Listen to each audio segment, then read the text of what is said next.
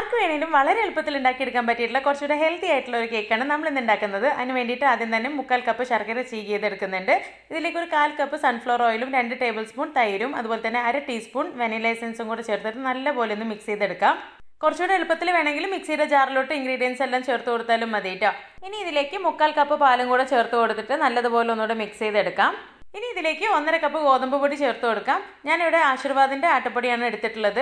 ഇതും കൂടെ ചേർത്തിട്ട് നല്ലതുപോലെ നമുക്കൊന്ന് മിക്സ് ചെയ്തെടുക്കാം. ഇപ്പോൾ നമ്മളുടെ കേക്ക് ബാറ്റർ കുറച്ചുകൂടെ തിക്കായിട്ടാണ് ഇരിക്കുന്നത്. അതുകൊണ്ട് ഞാൻ അതിലേക്ക് ഒരു 1/4 കപ്പ് പാലും കൂടെ ചേർത്ത് കൊടുക്കുന്നുണ്ട്. മുഴുവനായിട്ട് 1 കപ്പ് പാല് നമ്മളിപ്പോൾ ചേർത്ത് കൊടുത്തിട്ടുണ്ട്. ഇനി ഈ ഒരു കേക്ക് ബാറ്റർ നമുക്ക് കട്ടയൊന്നും ഇല്ലാതെ നല്ലതുപോലെ ഒന്ന് മിക്സ് ചെയ്തെടുക്കണം.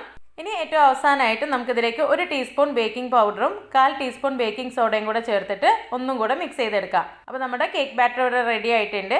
ഇനി നമ്മൾ നേരത്തെ തയ്യാറാക്കി വെച്ചിരിക്കുന്ന കേക്ക് ടിന്നിലേക്ക് ഈ ഒരു ബാറ്റർ ഒഴിച്ചു കൊടുക്കാം. ഇനി ഇതിൽ എയർ ബബിൾസ് ഒക്കെ കളയാൻ വേണ്ടിയിട്ട് നമുക്ക് നന്നായിട്ടൊന്ന് ടാപ്പ് ചെയ്ത് കൊടുക്കാം. അവസാനമായിട്ട് ഞാൻ കുറച്ച് കാഷ്യൂനട്ട് വെച്ചിട്ട് ഇതൊന്ന് ഡെക്കറേറ്റ് ചെയ്തിട്ടുണ്ട്. ഇനി ഞാനിതൊരു കുക്കറിൽ വെച്ചിട്ടാണ് കേട്ടോ ബേക്ക് ചെയ്തെടുക്കുന്നത്.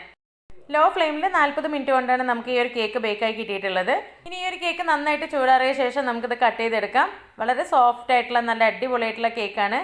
അപ്പോൾ ഈ ഒരു കേക്ക് ഉണ്ടാക്കി നോക്കിയിട്ട് നിങ്ങളുടെ അഭിപ്രായം പറയാൻ മറക്കരുത്. അതുപോലെ തന്നെ വീഡിയോ ഇഷ്ടപ്പെട്ടിട്ടുണ്ടെങ്കിൽ എല്ലാവർക്കും ഒന്ന് ഷെയർ ചെയ്ത് കൊടുക്കണേ. താങ്ക്